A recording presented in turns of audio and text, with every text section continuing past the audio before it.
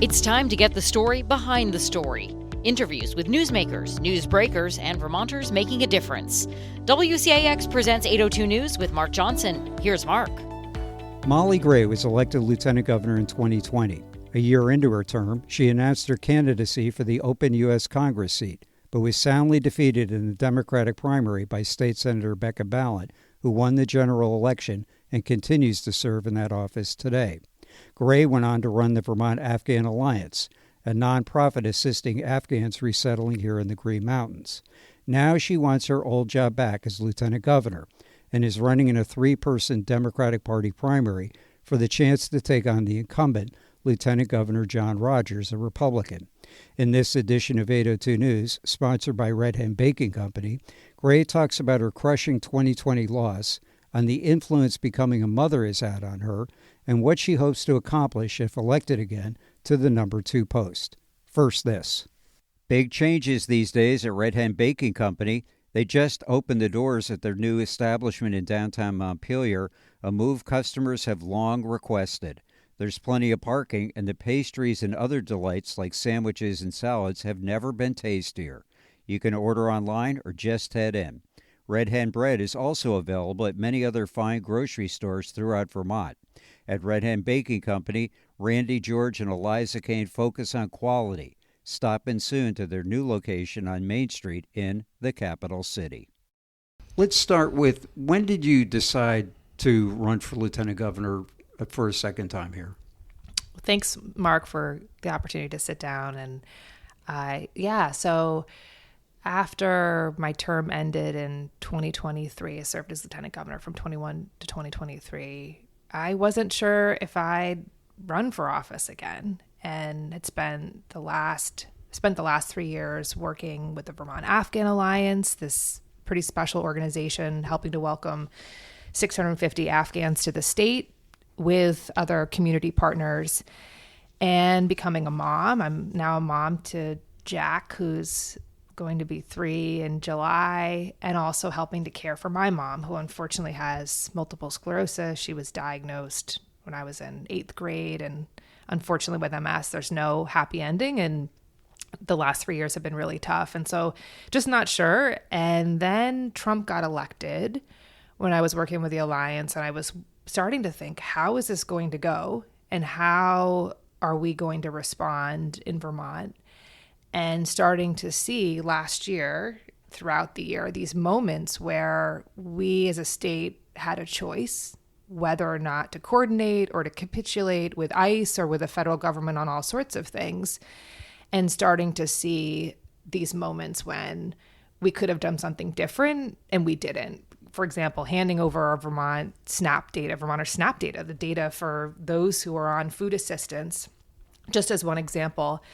And that's when I started thinking, wait a second, is this a moment where we need the A-team in every office and not hearing from the lieutenant governor on ways to protect the state or how we're going to protect fundamental rights, or just that basic communication and leadership that so many Vermonters are hungry for. I was hungry for at a time we're all kind of wondering like how we're going to get through this. And that's just on the Vermont protecting itself from the federal government and some of the real cruel, inhumane, unconstitutional actions we've seen.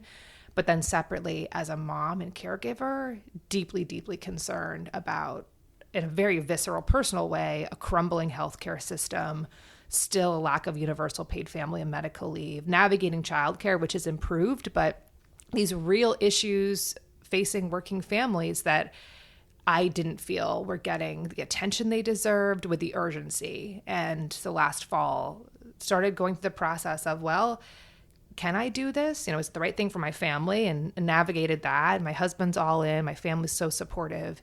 And then can I win? And I believe I can. And I'm happy to talk more about that today. But it was a process that began last fall. Now, correct me if I'm wrong. Did the state of Vermont really have a choice when it came to revealing the SNAP benefit information? I feel like there are so many moments where let's let the courts decide. The federal government's playing fast and loose with the Constitution all the time. And their way of operating is to see if people will push back, Do they have the time? Do they have the energy? Do they have the willingness and courage to push back? Their way of operating is complete chaos and just continuing to push and push and push unless someone tells them no. So with SNAP, I mean, we've seen other states say, no, we're not going to do this. It go into the courts and the courts to say no. And that's so important right now. I mean, what Charity Clark is doing for Vermont every day, I don't even know how many cases she's brought or opportunities she's taken. I mean, it's dozens. I mean, I don't even know. It's 100 now. I have no idea, because I know every day there's something new.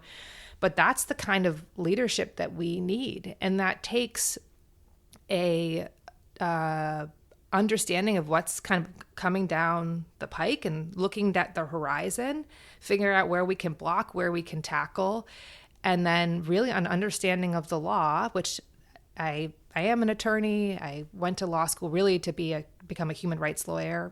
I studied human rights law, immigration law, international law, criminal law, the fundamentals of constitutional law. And I think this is a moment where having individuals who really can analyze what's happening federally and think about Vermont's response in a rapid, thoughtful way is super, super important. Speaking of immigration, the raid in March in South Burlington, there was criticism of the local police and the Vermont State Police. What was your view of their role in this? I'd love to, my view of their role in this, I mean, there's so much to say. So I want to kind of back up and address it from two different sides. So first, the involvement of Vermont State Police and how we're navigating what are unlawful detentions or arrests in the U.S., but certainly here in Vermont by ICE. And then the second piece, which is what happens when individuals are detained and placed in Vermont Department of Corrections custody. We have, as many know, as you probably know, the state of Vermont has a contract with ICE. So we house, quote unquote, ICE detainees, Vermonters, here until they're deported to another larger facility, say in Louisiana or Texas. So coming back to what happened on March 11th, I actually want to share something that I was deeply concerned about and was hearing far before that incident. And as I said, I was working with the Vermont Afghan Alliance. We started as a driving program for new arrivals, then expanded to immigration, legal assistance, housing, employment. But leading up to, or throughout that first year of the Trump administration, leading up to March 11th, we had been tracking what was happening in Minneapolis very, very closely. And at the same time, in January or February of this year, tracking what was happening in Maine. And there was a 2 to 3 week period where we were preparing every single day for that same type of raid happening in Burlington. And it was palpable. I mean, working with every client to make sure that we had a plan for them, to support them if they were detained. And I was receiving calls from members of the public who were saying, Molly, if ICE pulls me over and I have in the back of my car 2 kids who are new neighbors, immigrants who I'm helping to take to school, I can call, they said, Molly, I can call 911, right? I can call our local PD to come respond to protect us. And I said, this is the absolute crux that the state at that time had yet to explain to Vermonters, and as far as I'm concerned, really haven't yet, how that works. And I remember contacting the Vermont State Police and saying, are you prepared for this moment? Are you prepared? Have you discussed as an organization what you're going to do, and how are you communicating that to the public?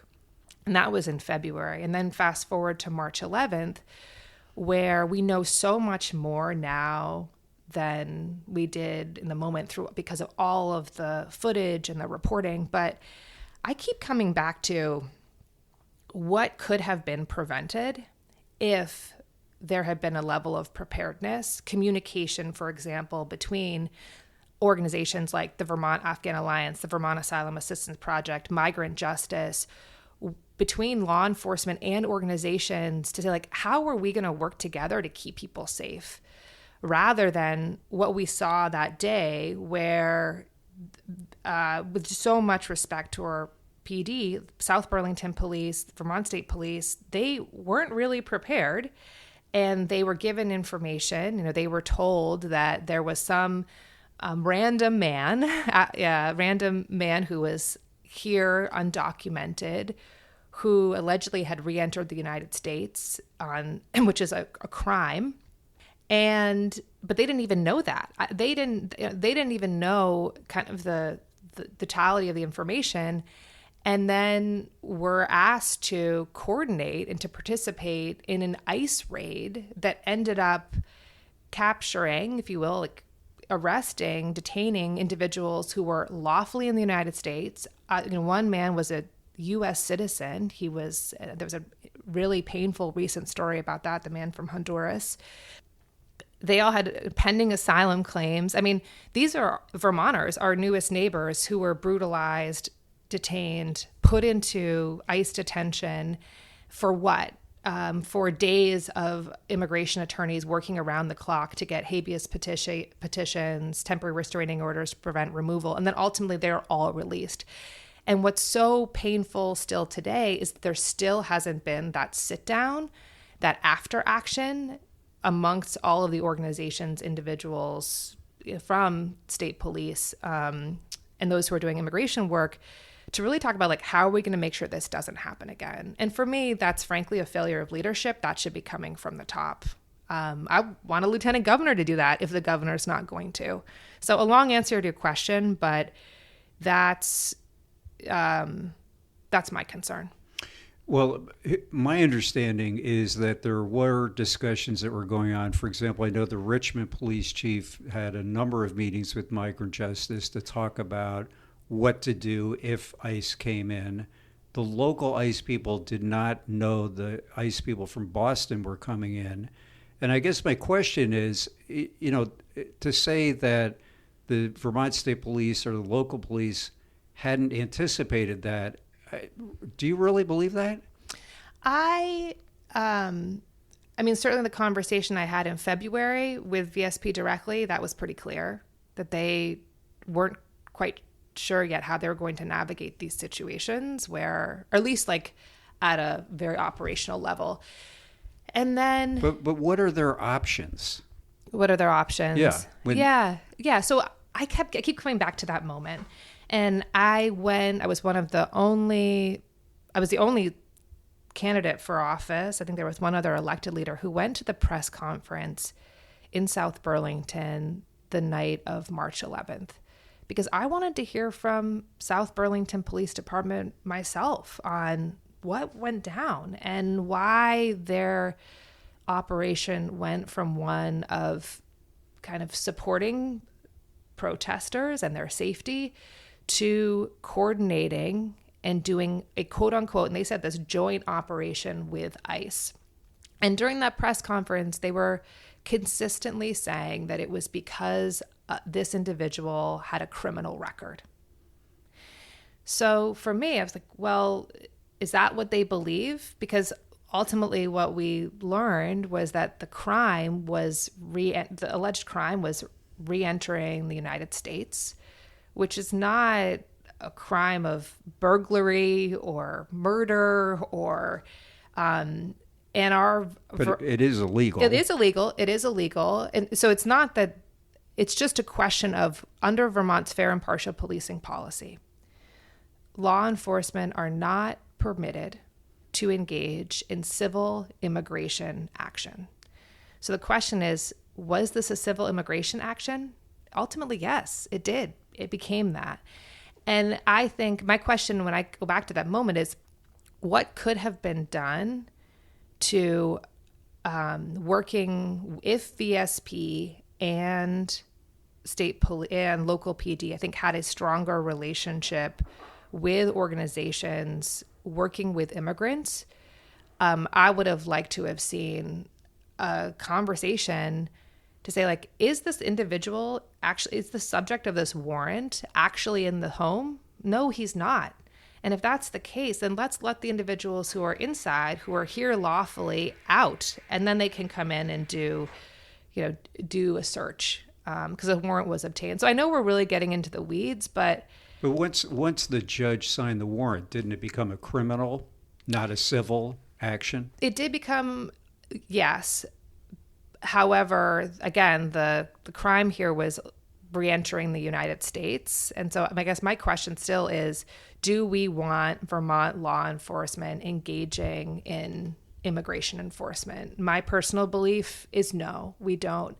And one way we can continue to reduce the harm, reduce the likelihood of unlawful arrests, unconstitutional arrests in Vermont, is making sure that we have strong working relationships between law enforcement and our immigrant community, our Vermonters, right? Like anybody else, to making sure that we're keeping people safe.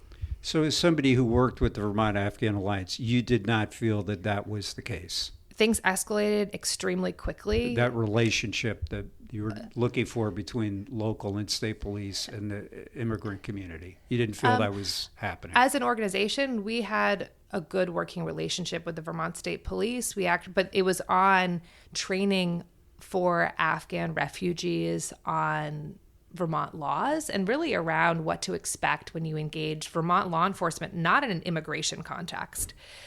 And then things moved really quickly over the last year. And I think what we started seeing in Minnesota and then in Maine in January, I think that was the moment to say, like, there needs to be regular meetings with these individuals and groups at the table to make sure that there's strong communication and a plan and everyone knows what the expectations are. And I think, and we're not seeing that happen. I actually think, unfortunately, there's even more division between immigrant groups in Vermont and Vermont law enforcement, which is really concerning because last night, I think it was, the Senate passed an ICE funding bill for the next 3 years. What are they going to do with all of that? I don't think we're even close to done with with immigration enforcement. And there's no talk of immigration reform. It's just continuing to build and grow ICE across this country. For what?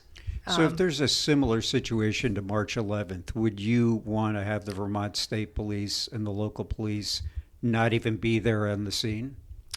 I think that, no, I don't. That's not what I'm saying. I think that the biggest and most important thing right now is that we try to figure out how to rebuild trust, because I think trust has been deeply lost, and that's concerning because we're not prepared for another situation like this. Going back to your term as Lieutenant Governor, tell me what you think are your two biggest accomplishments during that 2 years. One, I was elected at the height of COVID, the day after the January 6th insurrection, and came into an empty state house as the president of the Vermont Senate, having to navigate presiding over a body that wasn't physically there. So getting through that first year was pretty challenging. And whatever priorities I had, working to address our demographic crisis, being a champion for working families, I sort of had to say, what's my role in our COVID response? And I had regular bi-weekly meetings with the governor. I worked very closely with Becca Ballant. We were the only two people in the chamber every day. And while it was never my intention to be in that moment, I felt I did a really good job of being a stable, thoughtful partner for both, for the body and for the governor, and making sure that everything we were doing around COVID, I could amplify, participate in, be it working at vaccination clinics, helping to get information out. And then two, I really worked to transform the office into one that I felt was open and available and accessible to communities and people across the state. So there are two big initiatives. One, a seat at the table series. So every 2 weeks, we would pick up a different issue that I was hearing about from a constituent, or as I was getting around the state, everything from tax increment financing and where it's working, how it's working at the time, to our childcare childcare initiative and trying to build support for that, and bringing all sorts of people in the building who don't normally have a voice and, aren't a lobbyist or aren't always invited to testify, and then taking their experiences, stories, information, sharing it with legislative leaders, and finally did a statewide Recover Stronger tour and spent months traveling to every corner of Vermont, documenting the impact of COVID and coming back to the legislature going into the next year and drafting a report with recommendations. And I guess that's the last thing. I continue to care so deeply about childcare and paid leave and what that means for caregivers, families, working parents. And I wanted to use every last minute of my term to try to use the office to the very fullest. And so hosted a joint legislative summit on childcare and paid leave going into 2023 when ultimately childcare was passed, and trying to really galvanize support for that. So long answer to your question. Well, that was a big initiative of Allie Richards, who's now running for governor. Who are you going to support in the primary? We have two, incredible women, both from Orange County. I'm also from Orange County, which is a point of pride running. I think Amanda Janu is fierce on economic policy, and we are so lucky as a state to have her thinking and vision about how we can transform systems. I mean, she's been doing work with governments all over the world, and she's right here in Vermont, and that's amazing. I also just enjoy being with her on the campaign trail. I've seen her out, just really kind and thoughtful person.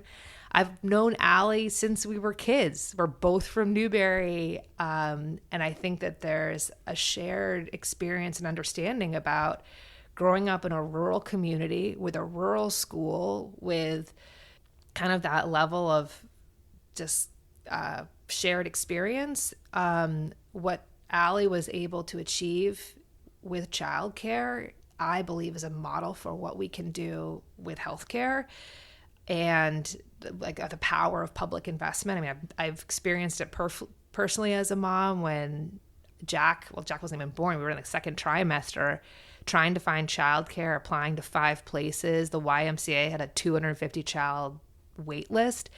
Now there's 1,700 new spots, and I see it. I mean, I see it every day when I bring Jack to childcare. I mean, Vermont's childcare system is now leading in the nation. So Allie is extremely experienced and I think could be deeply effective. I would welcome the opportunity to serve with either of them, and they're just rock stars. So you're going to vote for both of them in the primary?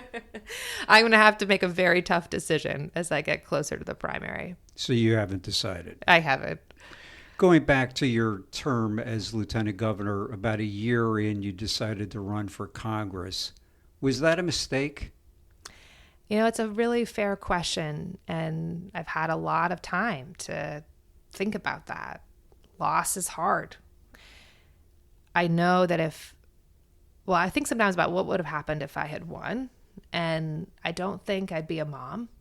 And if there was a consolation prize, I'm a mom now, and whatever I thought I knew about working families, I quickly learned I don't know. And there's nothing more humbling, hard, incredible. I mean, gosh, it almost gets me a little choked up. But so I don't think that would have happened. And then I'll share, I was so destroyed when my term ended because I loved the work of the office so much. I think the lieutenant governor's office is really interesting and probably one of the best jobs in government because of this work you get to do with the legislature and with the Senate, plus being part of the executive branch and being able to understand how different agencies and departments are working and building those thoughtful relationships so you can really help constituents. But you've got this platform to really advocate for certain issues and a voice that if you use it strategically can be really powerful. So I was really crushed when my term ended, and I was trying to figure out, what am I going to do? And I'm like, what is it that I really still care about and want to help advance? And one was paid family and medical leave. And I was like, oh, is there a way for me to help with this initiative? And the other was trying to support refugees coming to Vermont. And partially because I've done foreign policy international work, partially because my brother served in Iraq. I worked in Afghanistan when I was with the International Committee of the Red Cross back in my 20s. And then this feeling of like deep responsibility and deep, I guess, shame around what our government did to all of those in Afghanistan who risked everything for us, like really risked everything over 21 years. So I started working with the Alliance, which at the time was like a Toyota Corolla, some money for gas, no nonprofit infrastructure.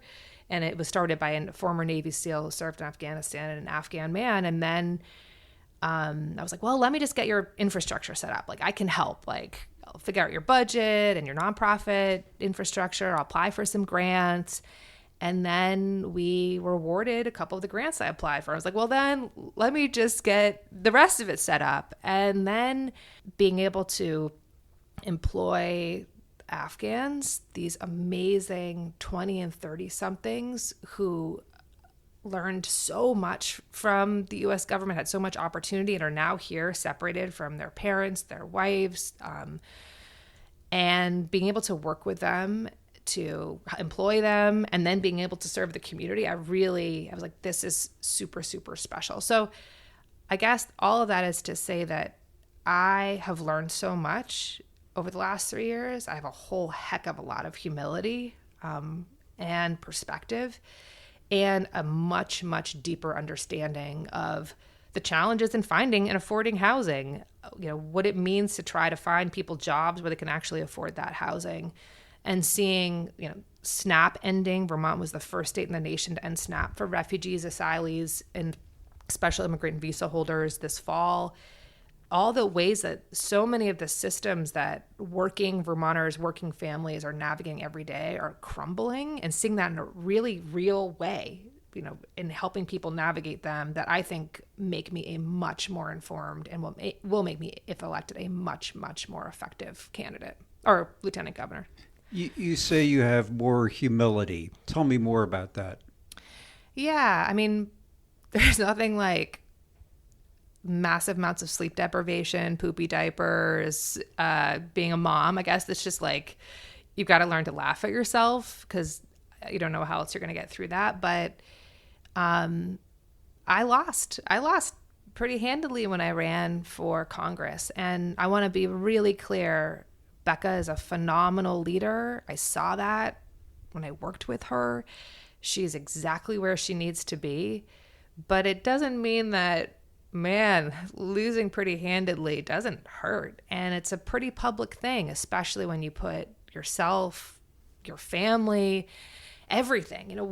The public expects a lot of candidates today. You want to know everything about us, right? And you deserve that. You deserve that. You want to know who you're voting for and if you can trust someone and what makes them tick and what their intentions are. But when you lose, man, it hurts. And so I guess in running now, I'm not afraid of losing because I know I love the state. I will never give up on Vermont. I'll find other ways to be useful.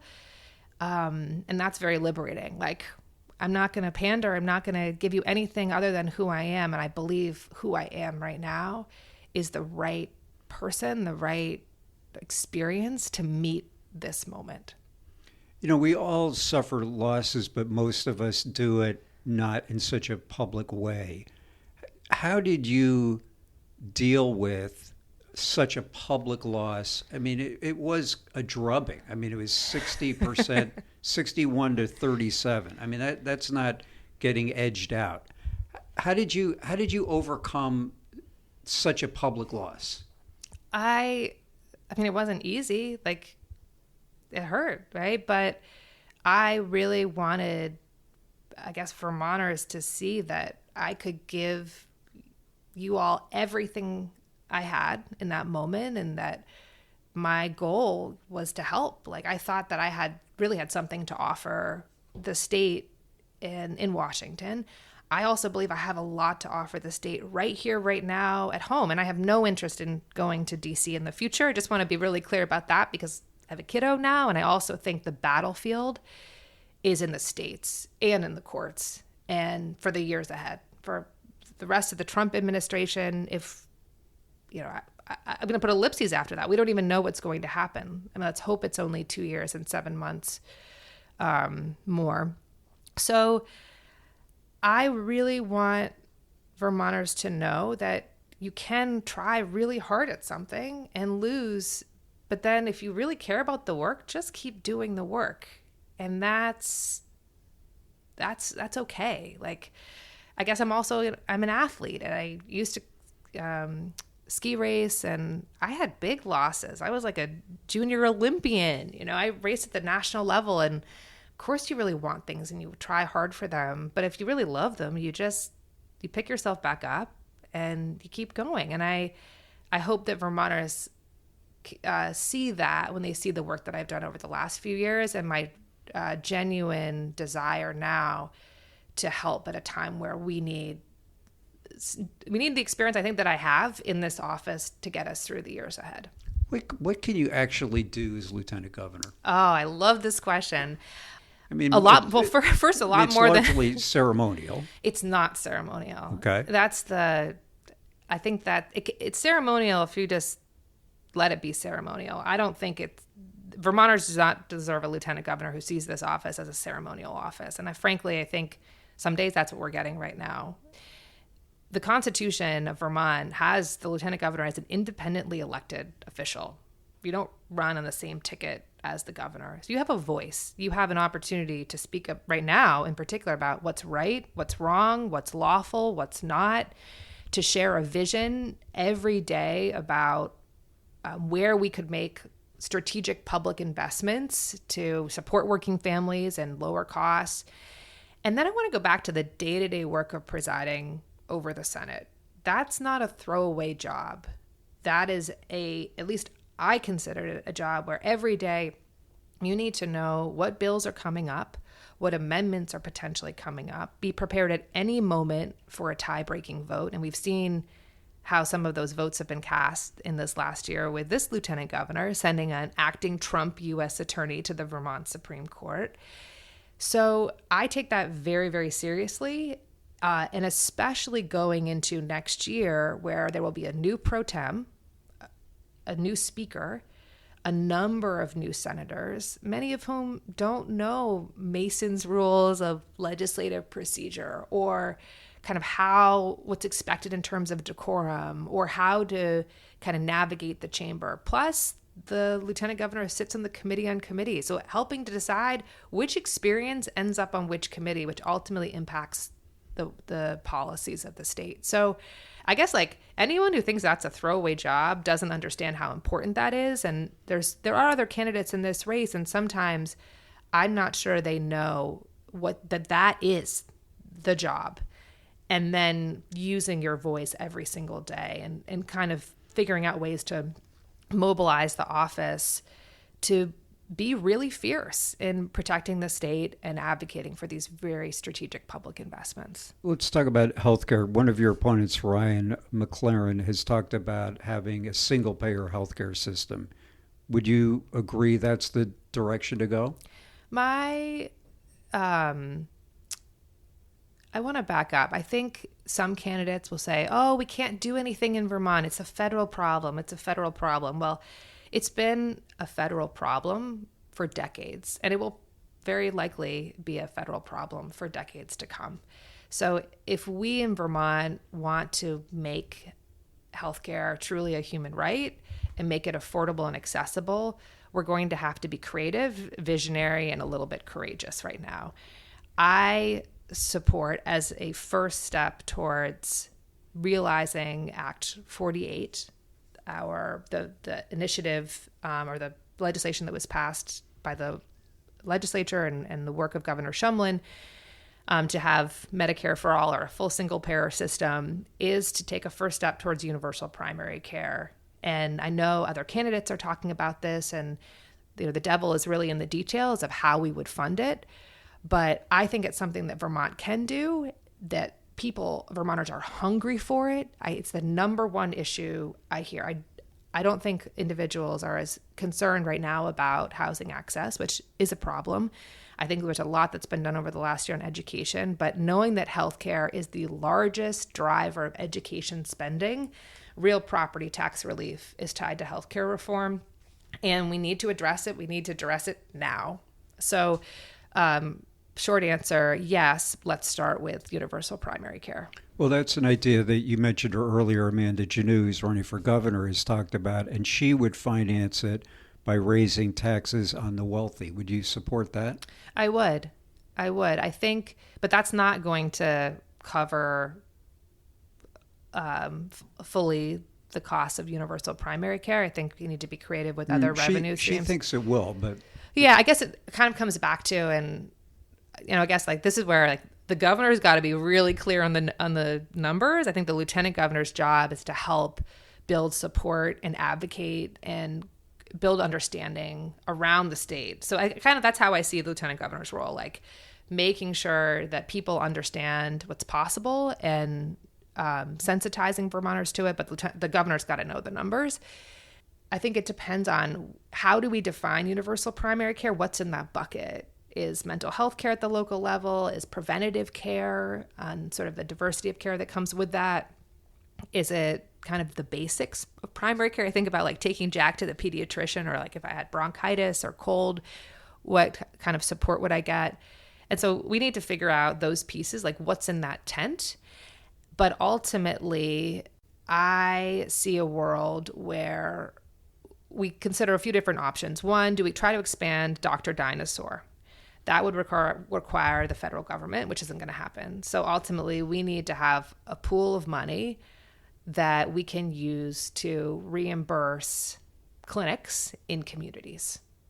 And I think the creativity right now and thinking about that is, okay, where are these clinics physically? Are they in some of the schools that might consolidate those old buildings? Can we use, as I said, a surcharge on some of the wealthiest Vermonters recouping the Trump tax cuts?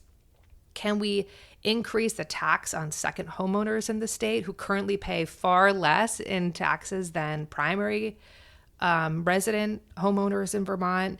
Now, those are just two examples, but this is the creative thinking that I want from a lieutenant governor, and it's what I hear every day from Vermonters across the state.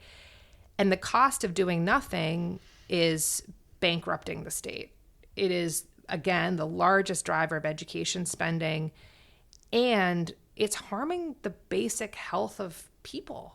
I was at the Hartford Fire Department last month, and they said, Molly, the number one call that we get is from Vermonters who need a ride to the emergency room for what would otherwise be basic preventative primary care. And that's bankrupting municipalities. So it's impacting us at every intersection. And I hope I would like that to be, and I will advocate for that to be the number one focus of the legislature next year. You mentioned education reform. Does Vermont have too many schools? Yes. How would you reduce that number?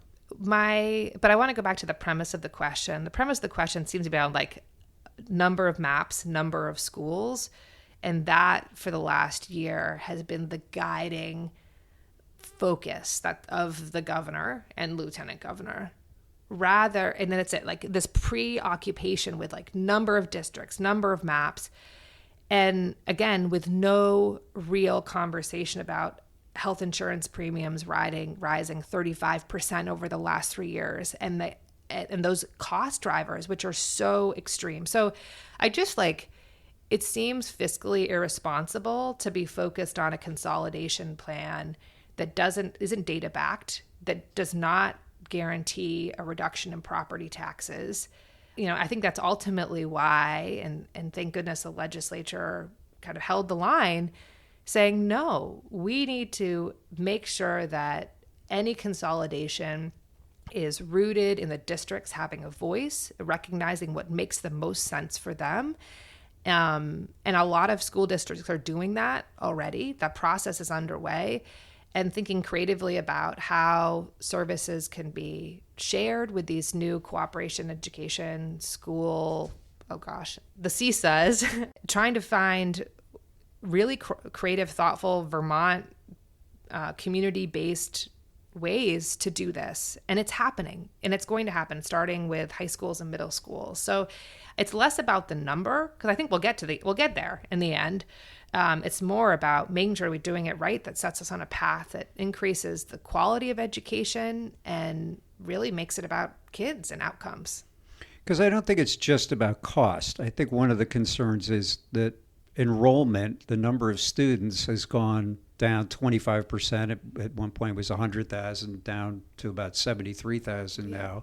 And a lot of these kids are in schools with very few other students. So, I mean, can you depend on communities to do this on their own?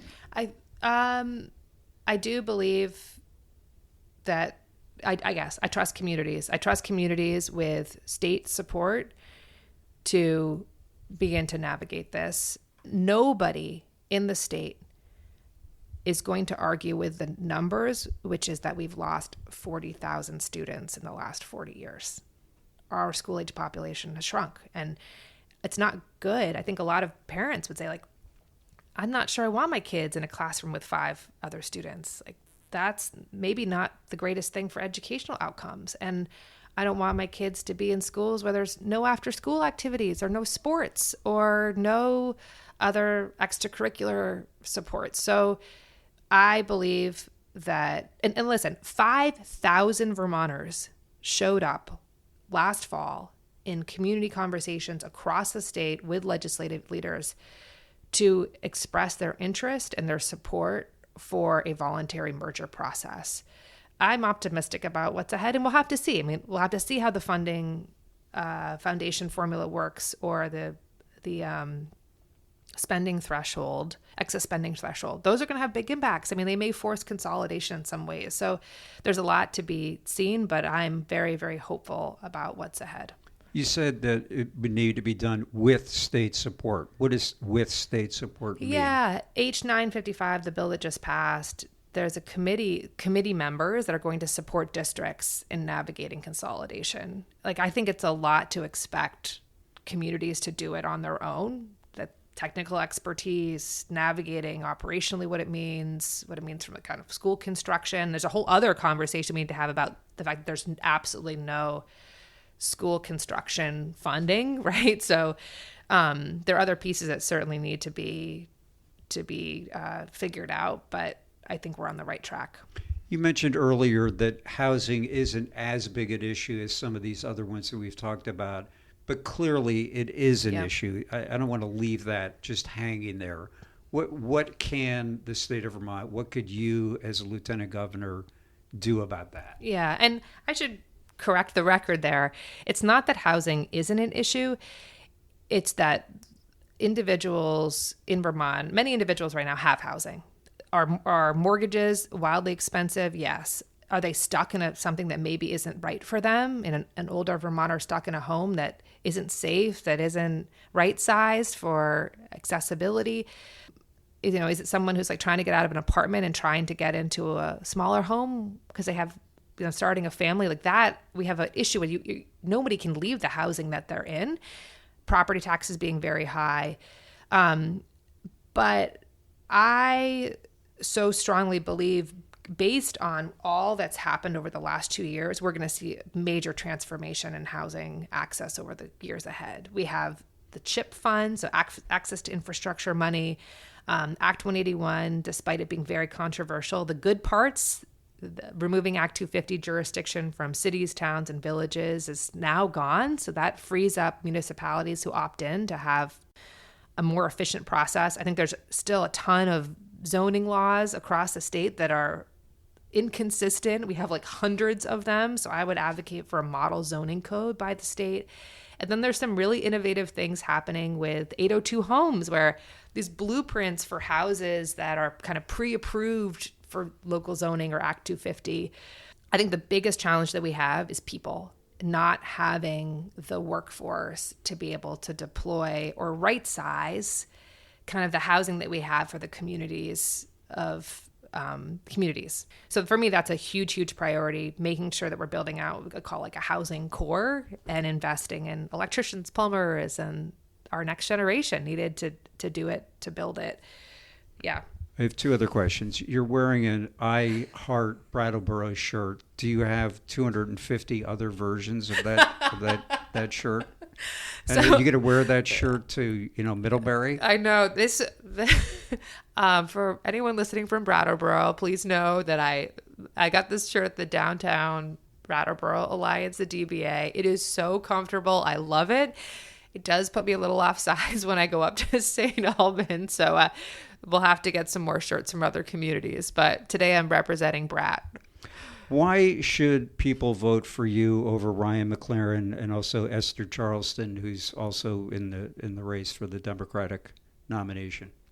Listen, we're in a moment where we can't afford to have on-the-job training. It takes a long time to learn how to navigate the Senate and to preside. And both, I get that and we'll be ready on day one to lead.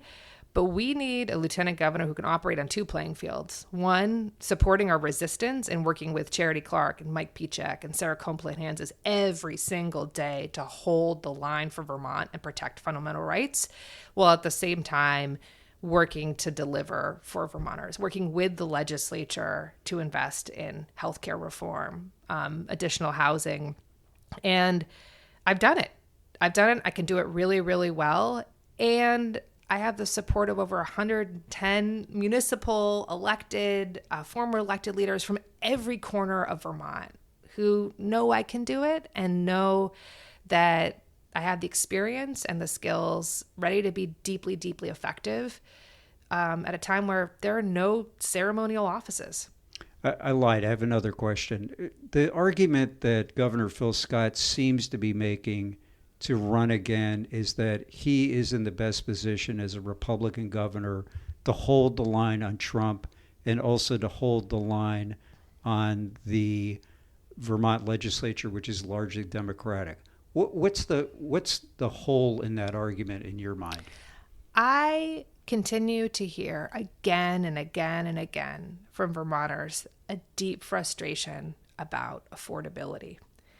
And this question of how did we get here? And that's not one I can answer, but I think it deserves some real examination. Why is it that we still don't have healthcare access that's affordable? Why is it that it's taken so long to build housing? Why did we hand over the SNAP data? Why were we the first state in the nation to end SNAP for Afghan allies? That shouldn't happen. And I want to make sure that in the years ahead, we're doing everything we can, every opportunity we have to protect the state. And I want to close with this, if I may. And this is a bit lofty, but I think it's really hopeful. I believe that there will be a moment once we get through this, and I'm not sure how long that this is going to last, that the nation's going to pick their head up and they're going to be looking for two things. One, what is an example of who we are and where rights were protected? And I want that to be Vermont. And then two, what is an example of what's possible? And I want that to be Vermont. That we've invested in our resilience and we've demonstrated what's possible when you come together and figure out these basic human need challenges that also have tremendous economic impacts. You've mentioned this twice, when this is over and you're not sure when. Are you talking about another Republican being elected president, or do you think Donald Trump is going to try to stay in office? It's hard to know, and I think we have to be prepared for come what may. And so it's being able to, again, see the horizon and navigate what's coming up and how we're going to protect the state, and then investing in our resilience. I mean, if it's not Iran, it's something else, right? That it's going to impact energy prices. And so we need to double down on our independence from, foreign oil, for example. But the same is said for healthcare and housing. And I believe that we shouldn't be ashamed of who we are. We should be so proud of what we can do in Vermont, and that also being a place where people want to live and want to work. Like, let's work towards that. I guess that's, for me, that is our biggest opportunity right now and our biggest cause. That wraps it up for this edition of 802 News, sponsored by Red Hen Baking Company. Thanks for listening.